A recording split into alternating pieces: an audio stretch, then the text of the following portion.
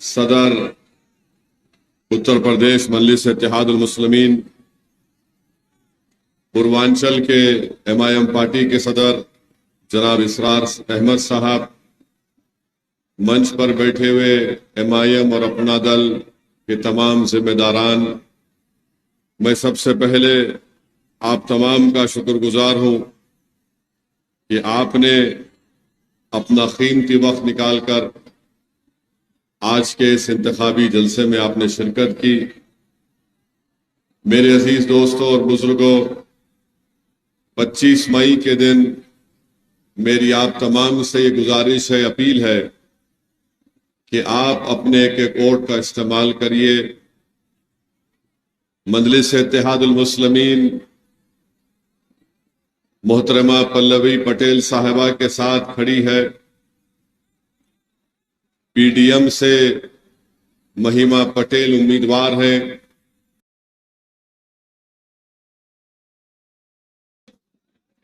मैं आपको बात याद दिलाना चाहता हूं कि वोट एक अमानत है और मेरी आपसे गुजारिश है कि आप इस अमानत का सही इस्तेमाल करिए। याद रखिए, अगर आप अपने वोट का सही इस्तेमाल नहीं करेंगे तो इससे नुकसान किसको होगा आप जानते हैं। बहुत से लोग ये सवाल करते हैं कि PDM आपने क्यों बनाई या फिर आपने PDM का हिस्सा क्यों बने।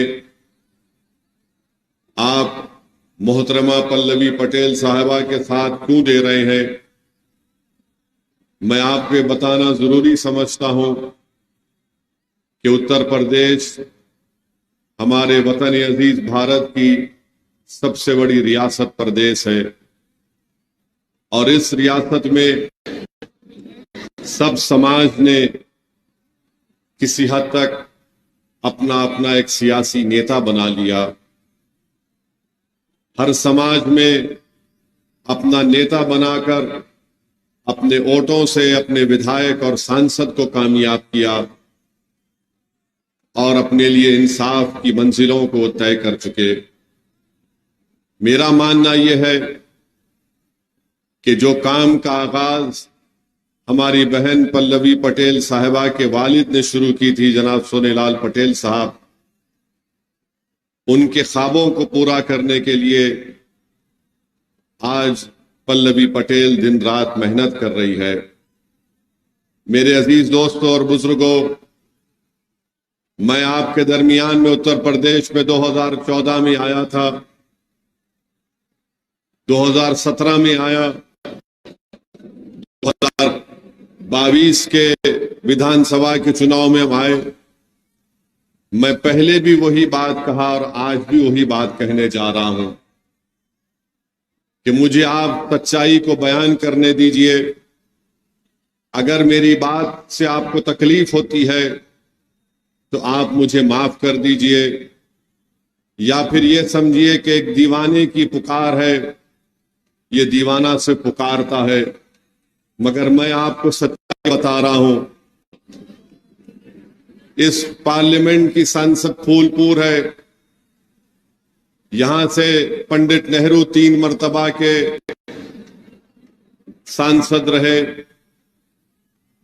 फिर बाद में ज्ञानेश्वर मिश्रा साहब रहे, विश्वनाथ प्रताप सिंह भी रहे। मुझे आप अपने दिल पर हाथ रखकर सोचिए, जवाब देने की जरूरत नहीं है। आपने सबको वोट दिया,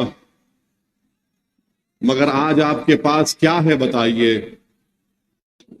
क्या आपके पास कोई ऐसी चीज है जिसको देखकर आप कह सकते हैं कि देखो, हमने, हमारे बुजुर्गों ने, हमारे दादा ने, हमारे नाना ने कांग्रेस का साथ दिया तो हमने इस चीज को हासिल किया। क्या आप ये जिम्मेदारी के साथ कह सकते हैं कि हमने ज्ञानेश्वर मिश्रा या विश्वनाथ प्रताप सिंह का साथ दिया तो हमने ये काम करवा लिया? आपने कभी कांग्रेस तो कभी सोशलिस्ट पार्टी तो कभी जनता दल तो कभी जनता पार्टी तो कभी समाजवादी पार्टी, मेरे अजीज दोस्तों और बुजुर्गों, हम और आपने कुछ हासिल नहीं किया। जिसको आपने वोट दिया, आपने उनकी किस्मत बदल दी। जिसको आपने वोट दिया, उनको आपने लखनऊ की गद्दी पर बिठाया, तो कभी आपने दिल्ली के तख्त पर उनको बिठाया। मगर जिसको आपने अपना वोट दिया, जिसको आपने अपनी दुआओं से, अपनी मेहनत से कामयाब किया, उन सब ने मिलकर हमको बर्बाद करने की कोशिश की। तो मेरी आपसे गुजारिश है कि 25 तारीख के दिन आप अपने वोट का सही इस्तेमाल करिए। पीडीएम इसलिए बनाया गया है ताकि पिछला दलित मुसलमानों की एक सियासी उत्तर प्रदेश में, जब तक आपकी एक आजाद सियासी क़यादत लीडरशिप नहीं निकलेगी, हम सिर्फ वोट डालने वाले बनकर रह गए, हम वोट लेने वाले नहीं बन सके। हम एक एटीएम की मशीन बन चुके हैं कि कोई आकर उस एटीएम में पासवर्ड डाल देता है कि फिरका परस्त ताकतों को शिकस्त देना है, तो हम डर के मारे उनको वोट देते हैं। मैंने पहले भी कहा और आज भी कह रहा हूं, आप महिमा पटेल को डर की बुनियाद पर वोट मत दीजिए लिफाफे के निशान पर, बल्कि उम्मीद के ऊपर आप महिमा पटेल का साथ दीजिए। आप असदुद्दीन ओवैसी और पल्लवी पटेल का मोदी या आरएसएस या योगी के डर की बिना पर साथ मत दीजिए, बल्कि पूरे उम्मीद होकर आप असदुद्दीन ओवैसी और पल्लवी पटेल का साथ दीजिए।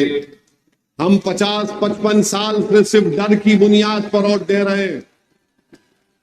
मैं आपसे बता रहा हूं कि आपको डरने की जरूरत नहीं है।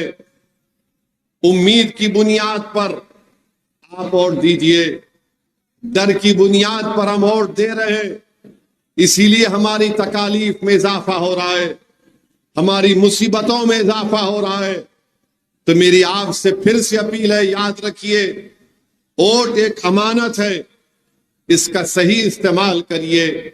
यकीनन इंशाअल्लाह ताला हम तमाम की कोशिश यही है कि तीसरी मर्तबा इस मुल्क के, इस देश के प्रधानमंत्री वजीर आजम नरेंद्र मोदी ना बने। यही हम तो कोशिश कर रहे हैं।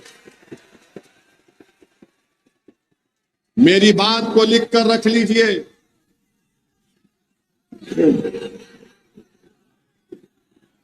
मेरी बात को लिख कर रख लीजिए। मेरे भाषण के बाद बहुत से लोग बोलेंगे कि नहीं, ओवैसी अच्छा भाषण देता है, मगर क्या करेंगे, मजबूरी है, हमको समाजवादी पार्टी को वोट देना है। कितनी बार आप वोट देंगे समाजवादी पार्टी को, बताइए। 2014 के लोकसभा के चुनाव हुए, आपने बीजेपी को वोट नहीं दिया।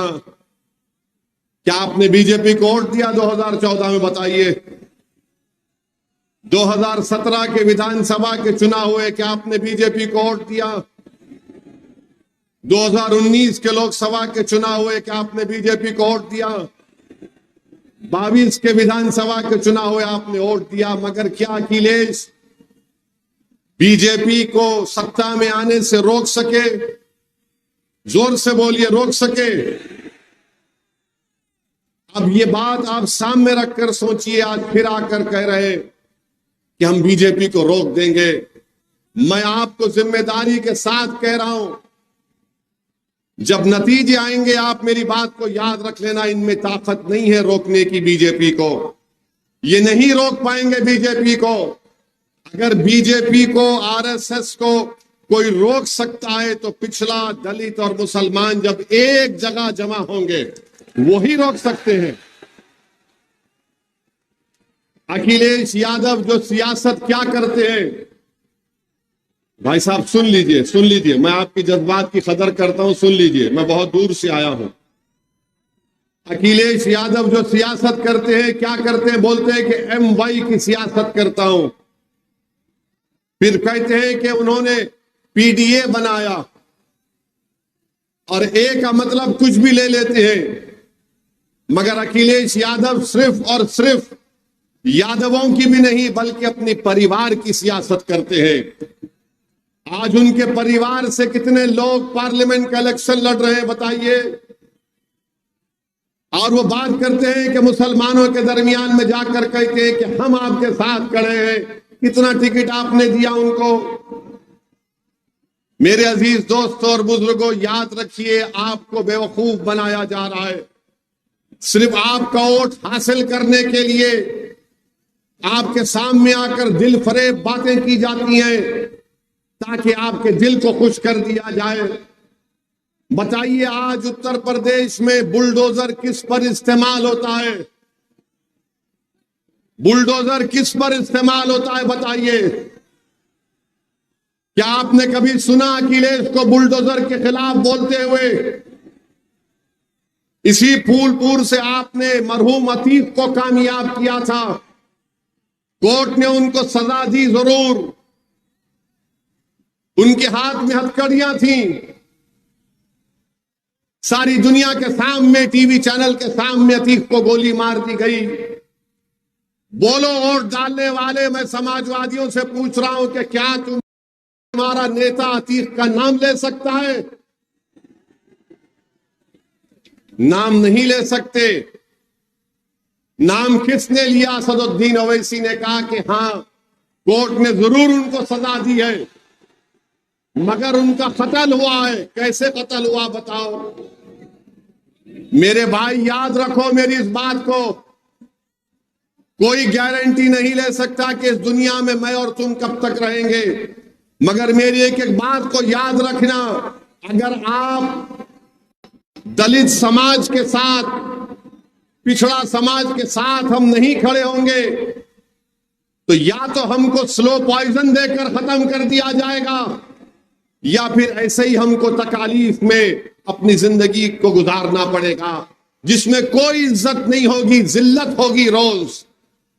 और उसकी वजह किसी हद तक हमारी भी है कि जिस पर हमने भरोसा किया, नेहरू से लेकर अब तक, इन्होंने हमारे लिए क्या किया बताओ?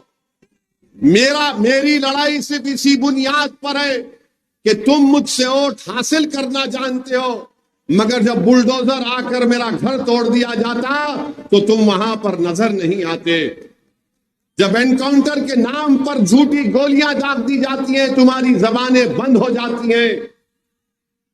जब CAA का कानून भारत की पार्लियामेंट में पास किया जा रहा था तो तुम गूंगे और बहरे बनकर बैठे थे। ट्रिपल तलाक का गलत कानून बनाया जा रहा था तो जो लोग आज इलेक्शन में आकर तुमसे कह रहे हैं कि हम तुम्हारे मसीहा हैं, उनको कोई फिक्र नहीं थी। जब 2019 जुलाई में अमित शाह ने, नरेंद्र मोदी ने UAPA के कानून को और गंदा कर दिया, किसने तायीद की? कांग्रेस ने तायीद की। उठाकर देख लो पार्लियामेंट का रिकॉर्ड। आज अखिलेश यादव और राहुल गांधी आकर कह रहे हैं ना, तो पूछो अखिलेश यादव से, राहुल गांधी से, तुम जानते हो जम्मू की एक बच्ची थी आसिफा, जानते हैं जम्मू में एक मासूम बच्ची आसिफा की अस्मत रेजी की गई थी, याद आया आपको?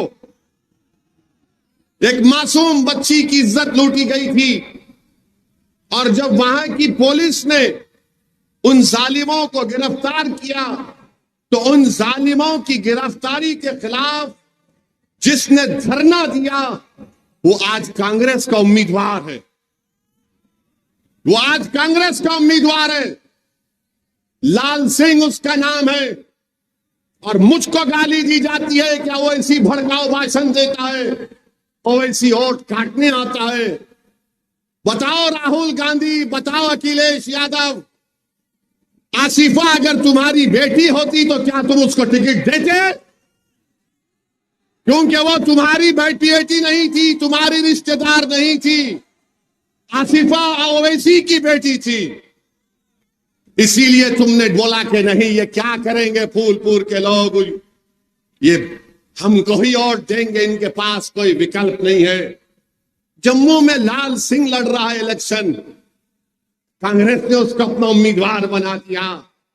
अरे जो सेकुलरिज्म का परचम लेकर मुझको गालियां देते हैं, तुम चुल्लू भर पानी में डूब मरो। बताओ तुम्हारे पास क्या जवाब है इसका? हम जहां कहीं भी जाते हैं बोलते वोट काटने आए हैं। अरे मैं काटने वाला नहीं हूं, मैं दिलों को जोड़ने का काम करता हूं और करता रहूंगा इंशाअल्लाह ताला। मेरे अजीज दोस्तों और बुजुर्गों, आप जानते हैं कि यहां पर सरकारी कटाई मिल है बंद है, 15 साल से बंद है। अखिलेश यादव की भी सरकार थी 5 साल, तो भैया मिल को खुला सकते थे, मगर भैया ने क्या किया, सफाई में वहां पर जू बनाया। वहां पर हर साल बंबई से फिल्म स्टारों को बुलाकर नचाते थे, मगर यहां की मिल को अगर खुला देते तो हमारे बुनकर भाइयों का फायदा हो जाता, मगर नहीं किया। आप बताइए फिर हमको गाली देने से क्या मतलब? क्या प्रोग्राम है अखिलेश यादव के पास? बीजेपी को रोकने के लिए कोई प्रोग्राम नहीं है। बोलते हैं कि तुम दरी बिछाओ, अपनी जवानी मुझ पर कुर्बान करो, जान दे दो, मगर मैं जिंदा रहूंगा तो सब काफी है। अखिलेश यादव के परिवार के लोग, उनके भाई की पत्नी बीजेपी में है, आज इनके रिश्तेदार बीजेपी में है, मगर वो सेक्युलर हो जाते और ओवैसी कम्युनल हो जाता है। मैं बार बार आपसे कह रहा हूं, मगर आप मेरी बात माने या ना माने, जब तक अल्लाह मुझे जिंदा रखेगा मैं आपके दरमियान में आता था और आता रहूंगा। आप मुझे वोट दे या ना दे, मगर मुझ में एक दीवानगी है कि जब तक मैं अपने मंजिल मकसूद को नहीं पालूंगा मैं आते रहूंगा और बोलता रहूंगा। मुझसे दुश्मनी करने वाले समझते हैं कि मुझ पर इल्जाम लगाने से असदुद्दीन ओवैसी के हौसले पस्त हो जाएंगे। मैं मेरे दुश्मनों से भी कह रहा हूं कि तुम जितने इल्जाम लगाना चाह रहे लगा लो। पिछले विधानसभा के चुनाव में टोल गेट के पास मेरी गाड़ी के ऊपर 6 गोलियां चलाई गई। मैं उन जालिमों से भी कहना चाह रहा हूं कि तुम मेरी जिंदगी का चिराग तो खत्म कर सकते हो, मगर तुम मेरी सोच को कभी खत्म नहीं कर पाओगे इंशाअल्लाह ताला। यकीनन जो इस दुनिया में आया है, जो कोई भी इस दुनिया में आया वो चले जाएगा। हम कोई यहां पर हमेशा रहने के लिए नहीं आए, मगर कम से कम मेरी मौत के बाद तो कोई ये नहीं कह सकेगा कि ये शख्स हमको बार बार आकर बाखबर करता था, बताता था, हमको समझाता था। मगर ये बात आपको समझने की जरूरत है। आज सोनेलाल पटेल इस दुनिया में नहीं है, मगर उन्होंने अपनी एक बेहतरीन औलाद को हमारे दरमियान में छोड़ा है। सोनेलाल पटेल आज दुनिया में नहीं है, मगर दुनिया उनकी कुर्बानी को याद करती है और याद करते रहेगी कि कैसे इसी पार्लियामेंट के कॉन्स्टिट्यूंसी में उन पर पुलिस ने लाठियां बरसाई, उनका बायां हाथ तोड़ दिया, उनका पैर तोड़ दिया। वो शख्स जिसने अपने समाज के लिए अपना सब कुछ कुर्बान कर दिया। मेरे भाई लोग इन लोगों को हमेशा याद रखते हैं। ये जो डीलिंग वीलिंग करते हैं, ये जो हमारे वोटों का सौदा करते हैं, लोग इनको कभी याद नहीं रखेंगे। तो 25 तारीख के दिन अपने वोट को एक अमानत समझिए, अपने वोट का सही इस्तेमाल करिए। जब वोट डालने जाएंगे तो याद रखो, वो बुलडोजर को याद रखो। जब वोट डालने जाएंगे तो याद रखो जुल्म को। जब वोट डालने जाएंगे तो याद रखो CAA के कानून को। जब वोट डालने जाएंगे तो याद रखो उस पार्लियामेंट में किसने मोदी के 300 MPs के सामने उस CAA कानून को काला कानून कहकर उस कानून को फाड़ दिया। जब आप 25 तारीख को वोट डालने जाएंगे तो याद रखो ट्रिपल तलाक के गलत कानून को मोदी ने बनाया। जब 25 तारीख को वोट डालने जाएंगे तो याद रखो जब नरेंद्र मोदी की हुकूमत ने महिलाओं को आरक्षण दिया तो कौन था पार्लियामेंट में जिसने पार्लियामेंट में खड़े होकर इस बात को मुतालबा किया, डिमांड किया कि पिछड़े समाज की महिलाओं महिलाओं को भी आरक्षण मिलना चाहिए मुस्लिम महिलाओं के साथ। ये सब चीजें आपके सामने है। हम जो बोलते हैं वो आपके सामने करते भी है। तो मेरे अजीज दोस्तों, मेरी इज्जतदार माँ और बहनों, डरने और घबराने की जरूरत नहीं है। यकीनन हमारे सरों पर काले बादल जरूर हैं, मगर याद रखो इंशाअल्लाह ताला ये बादल हटेंगे। इंशाअल्लाह ताला हमारे मुकद्दर का सूरज चमकेगा। इंशाअल्लाह ताला जो लोग आज जुल्म कर रहे हैं, जो लोग आज जुल्म कर रहे हैं, याद रखो दुनिया इनको हमेशा के लिए भुला देगी इंशाअल्लाह ताला। जो लोग आज हमको दबाने की, कुचलने की, हमारे वजूद को मिटाने की कोशिश कर रहे हैं, कुदरत इंशाअल्लाह ताला उनके वजूद को मिटा के रख देगी इंशाअल्लाह ताला। जो लोग सामाजिक न्याय हमसे नहीं कर रहे, अल्लाह हमसे इंसाफ करेगा और सामाजिक न्याय उत्तर प्रदेश में कायम करेगी इंशाअल्लाह ताला। मेरे अजीज दोस्तों और बुजुर्गों, आपको ये देख समझ कर अपने वोट का इस्तेमाल करना है। हमारी पार्टी के बारे में कहती है कि मजलिस हिंदू समाज के खिलाफ है। मेरे अजीज दोस्तों और बुजुर्गों, जब हैदराबाद के पार्लियामेंट के इलेक्शन का नतीजा आएगा, आप खुद देख लेना कि कितने लोग, जिनको लोग ये समझते हैं कि वैसी तो हमारे हिंदू भाई बहन या बैकवर्ड क्लास या पिछड़ा या दलित लोग वोट नहीं देते, इनकी आंखें खुल जाएंगी जब नतीजा आएगा हैदराबाद का इंशाअल्लाह ताला। बिहार में हमने राणा रणजीत सिंह को शिवहर से अपना उम्मीदवार बनाया। ये वहां के 5 मर्तबा के विधायक, पूर्व मंत्री के बेटे सीताराम सिंह के बेटे हैं। तालीम याफ्ता राणा रणजीत सिंह को हमने अपना उम्मीदवार बनाया वहां पर बिहार से। अपर कास्ट के लोगों को हमने टिकट दिया, दलित समाज के लोगों को दिया, मल्ला समाज के लोगों को टिकट दिया, और वही यहां पर हमारी बहन पल्लवी पटेल कर रही है। तो मेरी आपसे फिर से अपील है, वोट को देखकर इस्तेमाल करो। डर की बुनियाद पर वोट मत दो किसी को, खौफ की बुनियाद पर वोट मत दो, बल्कि पूरी हिम्मत के साथ अपने वोट का इस्तेमाल करो। अरे दुनिया में आए हैं तो एक ही मर्तबा जीने आए हैं। हम एक ही मर्तबा मरेंगे, 2 मर्तबा नहीं मरेंगे, याद रखो। इस मुल्क को हमने आजाद करवाया अंग्रेजों की गुलामी से। इस मुल्क की आजादी की लड़ाई में कोई आरएसएस के संघ परिवार के लोग नहीं थे। मेरे अजीज दोस्तों और बुजुर्गों, इस मुल्क को अंग्रेजों की 200 साल की गुलामी से हमने, अपनी बुजुर्गों ने हमारी जानों को कुर्बान किया। तो 25 तारीख के दिन एक इनकलाब आपको बर्पा करना पड़ेगा, ताकि लोग जान जाएं कि हम डर की बुनियाद पर वोट नहीं देंगे। समाजवादी कांग्रेस के पास कोई प्रोग्राम नहीं है। क्या करना चाहते हैं? इल्जाम लगाना तो आसान है असदुद्दीन ओवैसी और पल्लवी पटेल के ऊपर, ये वोट काटने आए हैं। अरे बताओ अखिलेश यादव, आपने कितने चुनाव हारे, कितने चुनाव आपने हार दिए, और उत्तर प्रदेश में मुस्लिम अल्पसंख्यक समाज के नेताओं को बनाने की जिम्मेदारी आपकी है। कौन है समाजवादी पार्टी में मुस्लिम अल्पसंख्यक समाज का नेता? बताओ, कोई नाम तुम्हारे जबान पर आता है? हाँ, ये थोड़े बहुत होंगे, कुछ भी होंगे, मगर कहां नेता तुम्हारा? कोई नहीं है।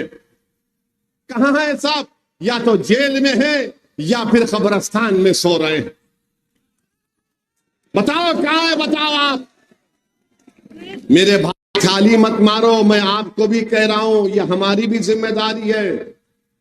तुम क्यों नहीं नेता बनते? क्या कमी है? क्या आप काबिल नहीं है? क्या बहादुर नहीं है? यकीनन सब चीजों से अल्लाह ने आपको नवाजा है। आपको सिर्फ आगे बढ़कर नेता बनना है। इसीलिए इनको नफरत है ओवैसी से और पल्लवी पटेल से कि ये कौन लोग हैं कि जो बरसों से जिन्होंने अपना एक शाही तख्त बना कर रखा उसको हम हिला रहे हैं। इनको ये बात पसंद नहीं आती कि आज पल्लवी पटेल पिछड़ा दलित और मुसलमान की बात कर रही है। मेरे अजीज दोस्तों और बुजुर्गों, मेरी आपसे यह भी अपील है कि बीजेपी 10 साल से नरेंद्र मोदी इस देश के वजीर आजम और प्रधानमंत्री हैं। 2014 में मोदी ने कहा था अच्छे दिन आएंगे। मोदी ने कहा था 15 लाख हर एक के अकाउंट में आएंगे। मोदी ने कहा था कि 2 करोड़ नौकरियां दूंगा। फिर 2019 आया तो मोदी ने कहा कि हमने सर्जिकल स्ट्राइक किया। मोदी ने बड़े बड़े वादे किए। बताइए, आज मैं उन लोगों से पूछना चाह रहा हूं, क्या तुम अगर भारत से सच्ची मोहब्बत करते हो तो क्या तुम सिर्फ मस्जिद और मंदिर के झगड़े में उलझ कर रहोगे या फिर अपनी नौकरी की लड़ाई लड़ोगे? तुम क्या सिर्फ मस्जिद की लड़ाई में उलझते रहोगे और तुम्हारे घर में चिराग नहीं जलेगा? तुम्हारी दुकानें बंद, तुम्हारे कंपनियां बंद, तुम्हारी फैक्ट्री बंद। बात करते हैं कि ताला लग जाएगा। क्या नरेंद्र मोदी ने 500,000 की नोट गायब करके कई फैक्ट्रियों को बंद नहीं किया? कोविड का जमाना आया, क्या एक देश का प्रधानमंत्री चंद घंटे की मोहलत भी नहीं दिया और 130 करोड़ जनता से कहा कि भाइयों बहनों भारत बंद, मैं ताला लगा रहा हूं? ताला मोदी ने लगा दिया। जो उत्तर प्रदेश के गरीब बच्चे नौजवान मुंबई में थे, हैदराबाद में थे, दिल्ली में थे, भुवनेश्वर में थे, बेंगलुरु में थे, वो तड़प गए आने के लिए अपने अपने घरों को वापस। कि उनके इस 2 फैसलों ने लोगों की जिंदगियों पर ताले लगा दिया। आज मोदी बात करते हैं कि ताला लग जाएगा। मोदी बात करते हैं कि बुलडोजर की मिसाल देते हैं। 130 करोड़ जनता का प्रधानमंत्री बुलडोजर की मिसाल देता है। आज बीजेपी कहती है कि हम पीओके वापस लेंगे। मोदी जी 10 साल से क्या आप सिर्फ चाय पी रहे थे? 10 साल से क्या आप सिर्फ चाय पी रहे थे? लो पीओके को, हम भी कह रहे लो पीओके को। भारत का टूट हिस्सा है, कौन रोका आपको? मगर आज अमित शाह और मोदी बोलते हैं हम पीओके लेना चाहेंगे। 10 साल से आप क्या कर रहे थे? सच्चाई यह है कि हमारी 2000 स्क्वायर किलोमीटर के ऊपर चीन बैठा हुआ है। लद्दाख में डेप्सांग डेमचाक एक मुकाम है जहां पर चीन की फौज बैठी हुई है और मोदी डेप्सांग डेमचाक का नाम नहीं लेना चाहते। पीओके की बात तो करते हैं, बहुत अच्छा है, मगर ये भी तो बोलो मोदी के चीन को उखाड़ कर फेंक देंगे, हम भारत की जमीन को बचाएंगे। मगर मोदी चीन का नाम नहीं लेते, कुछ नाम नहीं लेते। अब चुनाव आया तो बोल रहे पीओके ले लेंगे। अरे 10 साल में ले लेते आप। और फिर मोदी कह रहे, अपने भाषण में उन्होंने कहा कि मुस्लिम खवातीन ज्यादा बच्चे पैदा करती हैं। घुसपैठी कौन है? मोदी ने कहा ओवैसी घुसपैठी है। मोदी ने कहा कि हिंदू बहनों के गले से मंगलसूत्र उतार कर दे दिया जाएगा। मोदी जी, हम गरीब जरूर हैं मगर हम इतने गिरे हुए नहीं हैं कि किसी हमारे हिंदू बहन के गले से मंगलसूत्र को उतार कर अगर कोई जालिम हमको देता है तो उसको कबूल कर ले। अरे हम उस मंगलसूत्र की हिफाजत करेंगे। और मोदी जी, जब आप बात मंगलसूत्र की कर रहे हैं तो जबान मत खुलाओ, बात बहुत दूर तक जाएगी। हमारी बहनें, हमारी बेटियां कम बच्चे पैदा कर रही हैं, ये भारत सरकार का डेटा कहता है। मोदी जी, घुसपैठी हम नहीं है, अरे घुसपैठी अगर हम होते तो अंग्रेजों को भगाने वाले कौन होते? हजरत महल क्या घुसपैठी थी नरेंद्र मोदी? मेरे अजीज दोस्तों और बुजुर्गों, आज मस्जिद और मंदिर के नाम पर लोगों को जज्बात में लाकर नरेंद्र मोदी अपनी नाकामियों को छुपाना चाहते हैं और क्या कहते हैं कि मेरा कोई वारिस नहीं है, 130 करोड़ जनता मेरी वारिस है। नहीं नरेंद्र मोदी, देश बड़ा है, तुम देश से बड़े कभी नहीं हो सकते इंशाअल्लाह। नरेंद्र मोदी ये कहकर बता रहे हैं कि मैंने भारत पर बहुत बड़ा एहसान किया। अरे कोई किसी पर एहसान नहीं कर रहा है। ना नेहरू ने एहसान किया, ना राजीव गांधी ने एहसान किया, ना नरेंद्र मोदी, ना इंदिरा गांधी ने एहसान किया, बल्कि देश ने इन पर एहसान करके इनको प्रधानमंत्री बनाया। मोदी कहते हैं कि मेरे वारिस ये लोग नहीं। मोदी जी, कोई वारिस नहीं, आप काम करने आए हैं। ये राजाओं की बात होती कि मेरे मरने के बाद मेरा वारिस ये होता है। ये देश है, जमहूरियत है, लोकतंत्र है। ओवैसी चले जाएगा, मोदी चला जाएगा, मगर भारत रहेगा इंशाअल्लाह ताला। ये सोच इस देश के प्रधानमंत्री की है कि मेरे वारिस ये लोग हैं। कहां के वारिस? अगर वारिस होते तो आप कोविड में ऑक्सीजन लेकर आते। अगर आप इनको अपना वारिस समझते तो आप इनकी जानों को बचाते। मेरे अजीज दोस्तों और बुजुर्गों, आज भारत के प्रधानमंत्री के बहुत सी बातें अगर बोलना शुरू करूं तो बहुत देर हो जाएगी, मगर सिर्फ आपसे इतना अपील कर रहा हूं कि ये पार्लियामेंट का चुनाव है, आपको जरा ऊपर उठकर वोट देना है। आपने सबको आजमा लिया, आज हम आपसे अपील करने आए हैं कि पीडीएम को आप अपने दुआओं से, अपने आशीर्वाद से नवाजिए और इंशाअल्लाह ताला हम आपकी उम्मीदों पर उतरने की पूरी कोशिश करेंगे। आप हमारा साथ दीजिए। भारत में अगर बीजेपी के बढ़ते हुए कदमों को कोई रोक सकती है तो पीडीएम रोक सकती है। और फिर उत्तर प्रदेश के मुख्यमंत्री हैं, वो कह रहे हैं कि फुला बादशाह की आत्मा आ गई। मुख्यमंत्री आपके आत्माओं के एक्सपर्ट हैं। फिर अगर आप एक्सपर्ट हैं तो बताओ, उत्तर प्रदेश के युवा जो गवर्नमेंट की नौकरी का इम्तिहान लिख रहे थे, वो पेपर क्या गोडसे की आत्मा ने लीक किया था? बताओ प्रधानमंत्री, आप वारिस कहते हैं ना, क्या विधानसभा के चुनाव में नरेंद्र मोदी ने उत्तर प्रदेश की जनता से नहीं कहा था कि चुट्टा जानवर को मैं कंट्रोल करूंगा, मेरी बात का यकीन करो। मोदी जी, आप तो दिल्ली में आराम से बैठे, चुट्टा जानवर पूरी खेतों को खाकर बर्बाद कर रहा है। कहां गया इनकी गारंटी? कोई गारंटी नहीं है। ये बीजेपी कह रही है 400 पार। आसाम का मुख्यमंत्री बीजेपी का कहता है कि 400 पार दो, और इबादत गाहें छीन लेंगे। बताओ मोदी जी, ये आपका एजेंडा है? 400 पार की बात बीजेपी करती है, मगर क्या पेट्रोल 100 पार नहीं हुआ? पेट्रोल 100 पार हो चुका है। भारत के प्रधानमंत्री को उसकी फिक्र नहीं है। भारत के प्रधानमंत्री को उसकी कोई फिक्र नहीं है। और ये बात याद रख लीजिए आप, बीजेपी अगर सत्ता में आएगी तो संविधान को खतरा है। और क्या है, कैसे बताता हूं मैं।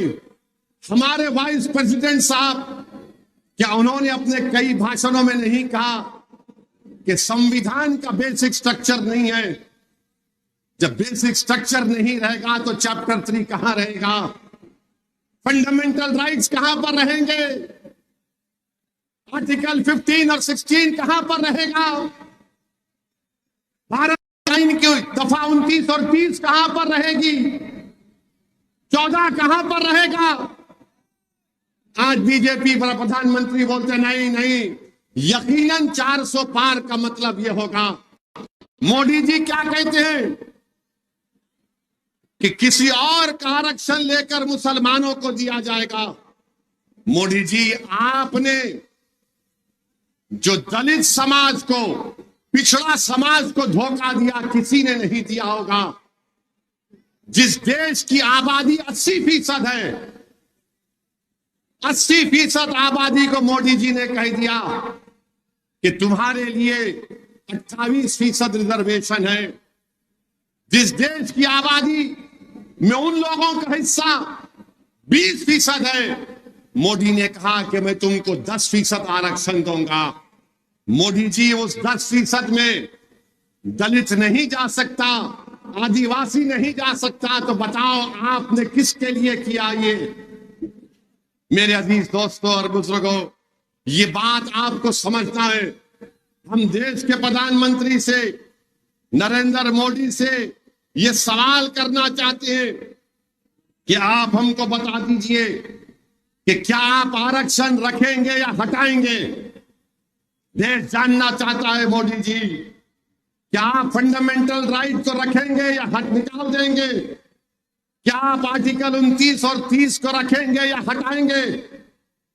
क्या आप पार्लिमानी सिस्टम को खत्म करके प्रेसिडेंशियल फॉर्म ऑफ सिस्टम को लेकर आएंगे? बताइए। क्या आप प्रदेशों के उनके अख्तियारात, उनके पावर्स को लेकर क्या अपने आप को नहीं देंगे? आप बताइए। ये हमारे सवालात हैं बीजेपी से, नरेंद्र मोदी से, और उनको जवाब देना पड़ेगा। खुलकर कह रहे हैं सब लोग। राजस्थान के बीजेपी की डिप्टी चीफ मिनिस्टर महिला कह रही है मोहतरमा कि 400 दिए तो हम आरक्षण को हटा देंगे, संविधान को बदल देंगे। ये मैं नहीं कह रहा हूं, राजस्थान की डिप्टी सीएम कह रही है, कई इनके लीडर कह रहे हैं। तो याद रखिए, ये भारत की तारीख का सबसे बड़ा इलेक्शन है। वोट एक अमानत है, इसका सही इस्तेमाल करिए। 10 साल से नरेंद्र मोदी ने सिर्फ वादे किए, लंबी लंबी छोड़ी, मगर कुछ काम नहीं किया। और एक मर्तबा नरेंद्र मोदी सऊदी अरब भी गए थे। सऊदी अरब गए तो वहां पर उनको एक तोप नजर आई, तोप। तो मोदी जी ने तोप को बड़े गौर से देखा, उसके तरफ फिरा। वहां पर एक सऊदी का शेख था। नरेंद्र मोदी ने उससे पूछा, ये हबीबी, ये कितना दूर फेंकती? तो शेख ने कहा, वल्लाही तुमसे कम फेंकती। मोदी जी, दिल पर मत लीजिए, लाइटर वेन में लीजिए, दिल पे मत लीजिए, किसी और चीज पर ले लीजिए, गुर्दे पर ले लीजिए। कम मिले 15 लाख, मैं सेवक हूं, मैं फकीर हूं, मेरा क्या है, मैं झोला लेके चले जाऊंगा। मोदी जी, ये कब तक डायलॉगबाजी चलते रहेगी? भारत की राजनीति में आपने अल्पसंख्यक समाज को क्या दिया, हमको बताओ। बीजेपी बोलती है पिछड़ा पिछड़ा। यहां की फैक्ट्री को क्यों नहीं खुलाया मोदी जी आपने, बुनकर समाज के हमारे अंसारी भाइयों की? मोदी जी बनारस के एमपी हैं, पूरे अंसारी देख लो आप, बुनकरों के बच्चे मुंबई को चले गए। बिजली का बिल बाप के नाम से बेटे के नाम पर तब्दील नहीं होता। मोदी जी दुनिया में जाते हैं तो बनारस की सिल्क का बना हुआ कपड़ा देते हैं, मगर ये नहीं बोलते कि इसका सेठ को अंसारी नहीं बन सकता। मोदी जी ये नहीं बताते आपको कि अल्पसंख्यक समाज का स्कॉलरशिप का पैसा इन्होंने कम करके रख दिया और कोई पूछने वाला नहीं है।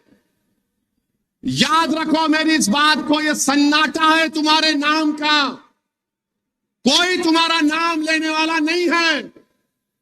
सब सन्नाटा है, जब तुम्हारा नाम आता है तो कोई नाम भी लेना नहीं चाहता। अब देख लो तुम कि कोई बाजू खड़ा करके फोटो लेने को भी तैयार नहीं है, मगर हम क्या है, हम मरे जा रहे हैं, गिरे जा रहे हैं।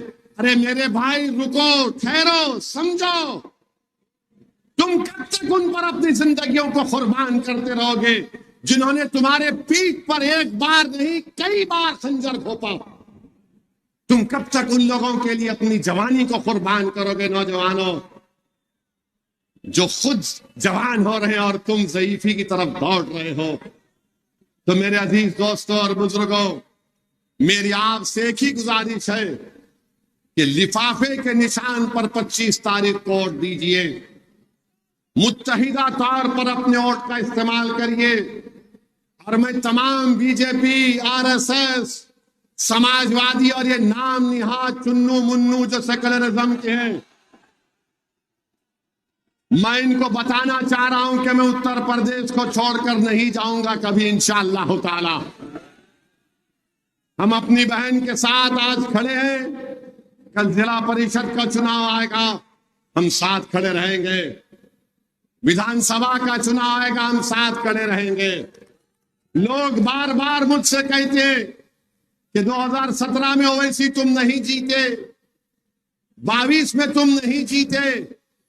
मेरे भाई, मैं जरूर जीतना चाहता हूं, मगर मैं उस दिन हारना नहीं चाहता जब सबका हिसाब किताब होगा। मैं उस दिन की कामयाबी के लिए भी कोशिश कर रहा हूं, क्योंकि जो एक नेमत अल्लाह ने मुझे दी है, करोड़ों लोगों में अल्लाह ने मुझे मौका दिया कि मैं फूलपुर में आकर तुम्हारे दरमियान में खड़े होकर तुम्हारे दिलों में जो जज्बात छुपे उसको बयान कर सकूं। करोड़ों लोगों में अल्लाह ने मुझे मौका दिया कि भारत की पार्लियामेंट में खड़े होकर मैं मोदी अमित शाह के सामने इंसाफ की बात कर सकूं। मुझे उस दिन का डर भी है। मुझे कामयाबी जरूर मिलेगी, मगर याद रखो, ये मैं अपनी कामयाबी के लिए काम नहीं कर रहा हूं। मैं अपनी जात की कामयाबी के लिए काम नहीं कर रहा हूं। मैं अपनी मकबूलियत में इजाफा करने के लिए भाषण नहीं दे।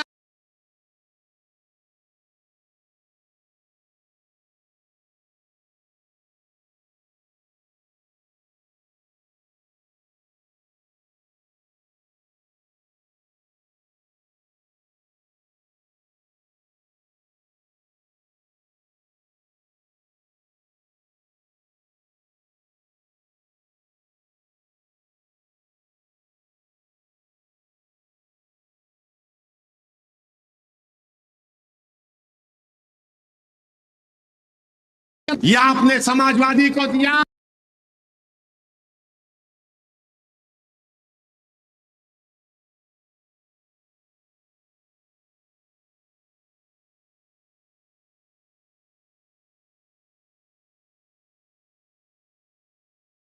ये सिर्फ अपनी परिवार की बात करने वाले, ये अपनी परिवार की बात करने वाले। कांग्रेस की बात मत करो, मेरी जबान मत खुलाओ।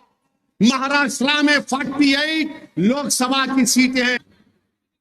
ना राष्ट्रवादी पार्टी का जो नए सेकुलरिज्म के दूल्हे बने उद्धव ठाकरे, ना कांग्रेस एक को भी नहीं देते और मुझे गाली देते हैं। ओवैसी वोट काटने आया है। मेरे अजीज दोस्तों और बुजुर्गों, मेरे इल्जामात की मुझे कोई फिक्र नहीं है। मुझे मुस्तकबिल की फिक्र है कि हमारा और आपका क्या हाल होगा, हम किस रास्ते पर लेकर जाएंगे। कम से कम मैं बुजुर्गों से अपील करता हूं, अगर तुमको मेरी बात पसंद नहीं है तो बाजू रखो, मगर अपनी औलाद को तो देखो, अपने इन बच्चों को देखो जो आने वाला कल उनका होगा।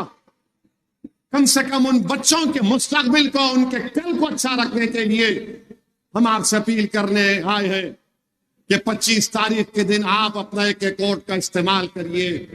और ये लोग जो आरएसएस और बीजेपी के लोग जो बड़ा पुकारते फिरते हैं, मोदी ने भारत की आर्मी में अग्निवीर की स्कीम को लागू कर दिया। अगर ये दोबारा जीत कर आएंगे खुदा ना खास्ता, तो सीआरपीएफ में भी 4 साल की नौकरी होगी। सीआरपीएफ में 4 साल, बीएसएफ में 4 साल, सीआईएसएफ में 4 साल की नौकरी होगी, रेलवे प्रोटेक्शन फोर्स में 4 साल की नौकरी होगी। तो नौजवानों, तुम ओवैसी को गाली देते रहो, कोई बात नहीं, मगर तुम ये भी तो सोच लो कि जिसके लिए तुम वोट डालने जा रहे हो वो तुमको नौकरी नहीं देगा, वो तुमको बोल देगा लड़ो मस्जिद मंदिर के नाम पर।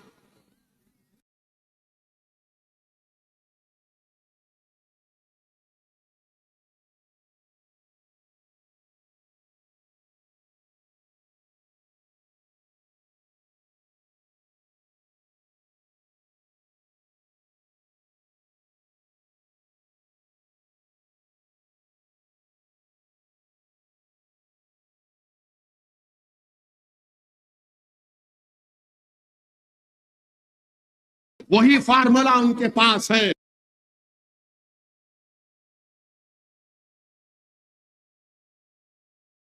अल्लाह ताला आप तमाम का बेहद शुक्रिया। अस्सलाम वालेकुम।